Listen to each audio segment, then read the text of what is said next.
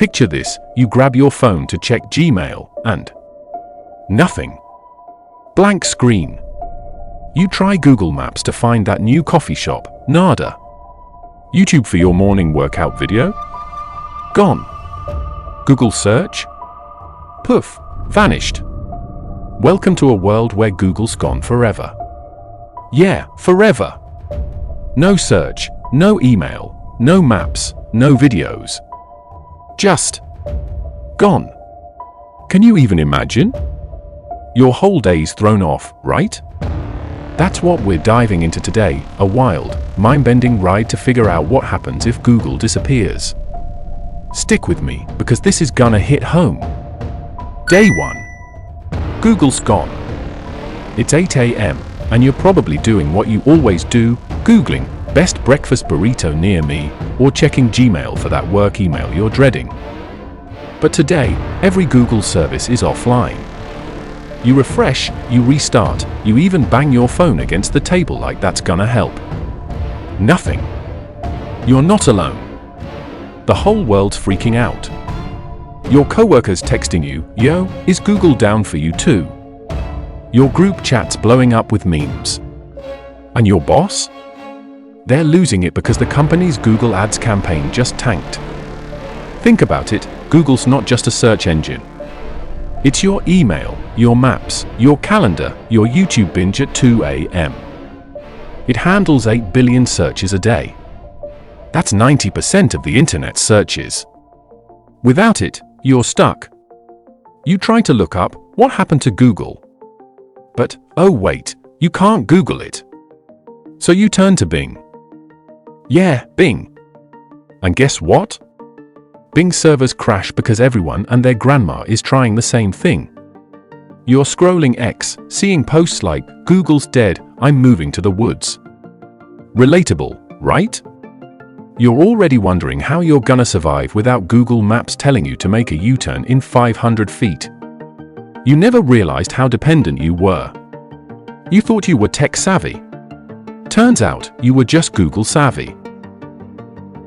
Week 1. The panic sets in. Fast forward a week, and you're still reeling. You've tried DuckDuckGo, but it's giving you, like, 10 results for best pizza near me. 10. You're used to Google's endless scroll of options. Your inbox is a ghost town because Gmail's gone, and you're digging through old emails on Outlook like it's 2005. Your boss is making you use paper files, because Google Drive's kaput. And don't even get me started on YouTube. You're craving that one comfort vlog you rewatch when life's rough, but it's gone. TikTok's trying to fill the void, but it's not the same, is it? You're not alone in this mess. Businesses are bleeding money without Google Ads. Your favorite local bakery? Their sales are down 50% because no one's finding them online. Schools are chaos, teachers are handing out textbooks because Google Classroom's offline. And you? You're lost without maps, circling the same block, cursing your phone. You're seeing #Google is dead trending on X with millions of posts, half are memes, half are people begging for answers. Someone selling Google data leaks on the dark web, and you're half tempted to buy just to feel something again. Sound familiar? You're probably nodding, thinking, yeah, I'd lose it too. You never thought Google was your lifeline. But now you're counting the days, like it's a digital apocalypse. Month 1. The world's changing. It's been a month, and you're adapting, sort of. You've got a clunky new search engine called SearchSphere. Some blockchain thing that's slower than your old dial-up modem. You're using X for everything now, searching for recipes, asking for directions, even crowdsourcing life advice. You posted, "How do I find my old Gmail?" and got 50 replies, mostly unhelpful. But X is buzzing. It's the new hub, raw and chaotic, with creators like you dropping quick vlogs to stay relevant. You're using hashtags like no Google vibes to keep up, right? The world's splitting into camps. You've got the adapters, people like your techie friend who's all in on DuckDuckGo and paper planners. Then there's the doomers, your uncle who's hoarding USB drives and radio parts in his basement, convinced the internet's next. And the innovators?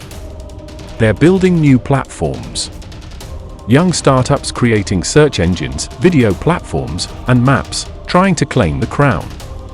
You're seeing startups like Nextlify pop up, promising to reinvent search. But let's be real, they're not Google. You're missing that instant, perfect search result, aren't you? And the conspiracies.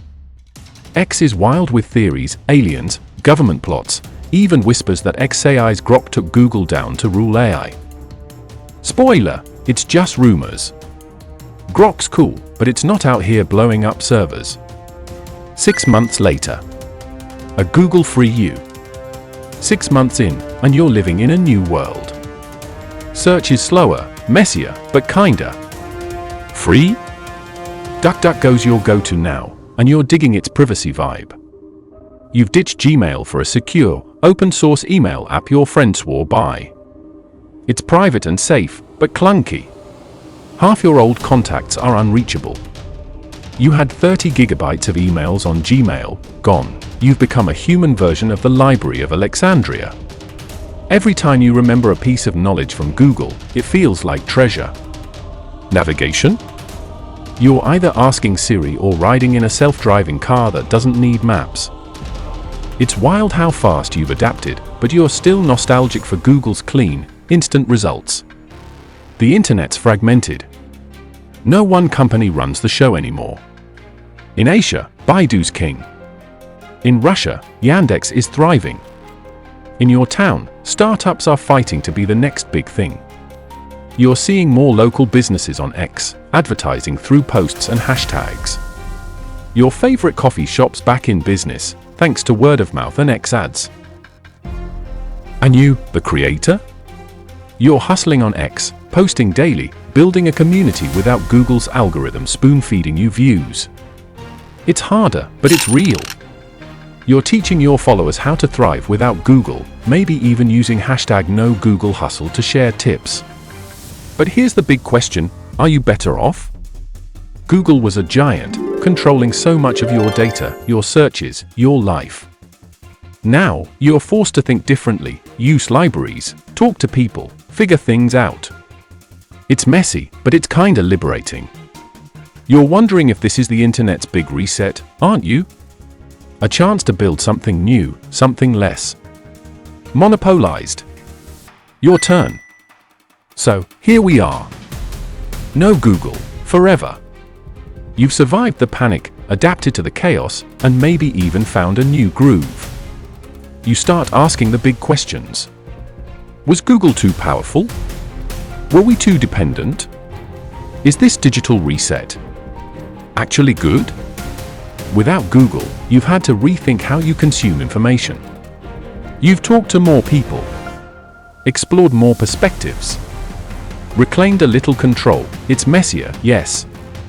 Slower, but also a little more human. The internet's no longer one sleek monolith. It's 1,000 strange, imperfect tools stitched together by millions of people trying to figure things out. But I want to know, what do you think? Could you live without Google? Are we better off? Drop your thoughts in the comments. Share this with your friends and see what they think. Until next time, keep searching, whatever that means now.